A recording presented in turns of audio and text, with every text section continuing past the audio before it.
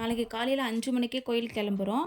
நாளைக்கு காலையில் கோயிலுக்கு போகிறதுக்கு நைட்டு வந்து புடவக்காரி சாமிக்கு புடவ வச்சு சாப்பாடு 3 வகையான பொரியல்லாம் வச்சு சாமி கும்பிட்டுட்டு அதுக்கப்புறமேட்டு தான் அடுத்த நாள் காலையில் நாங்கள் பூசை தூக்கிட்டு போனோம். அதுக்காக நைட்டே சாமியெல்லாம் கும்பிட்டு முடிச்சாச்சு. காலையில் 5 மணிக்கே கிளம்புறதுனால என்னுடைய ட்ரெஸ்ஸு, பாப்பா ட்ரெஸ்ஸு, ஹஸ்பண்டோட ட்ரெஸ் எல்லாமே எடுத்து வச்சுட்டேன். ஏன்னா காலையில் அவசரத்தை தேடிட்டு இருக்க முடியாதுன்னு சொல்லிட்டு பாப்பாவுக்கு ரொம்ப சிம்பிளான ட்ரெஸ் தான் எடுத்து வச்சுருக்கேன். ஏன்னா சம்மர் டைமு அவங்களுக்கு அன்கம்ஃபர்டபுளாக இருக்குன்னு சொல்லிட்டு கம்ஃபர்டபுளான ட்ரெஸ் எடுத்து வச்சுருக்கேன். நான் மட்டும் தனியாக போகிறதா தான் ஒரு செல்ஃபோன் எடுத்துகிட்டு போயிடுவேன்.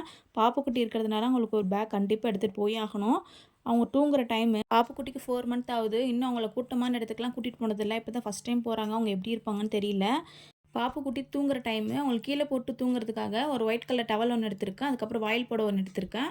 ஒரு பொம்மை, அப்புறமேட்டா ஒரு செட்டு ட்ரெஸ்ஸு, 2 பேம்பர்ஸு, வாய் துடைக்கிற துணி, லோஷன் இது மட்டும் எடுத்து பேக் பண்ணி எடுத்து வச்சுட்டேன். நாளைக்கு பாப்பா கூட்டத்தை பார்த்துட்டு எப்படி ரியாக்ட் பண்ணுவாங்கன்னு தெரியல.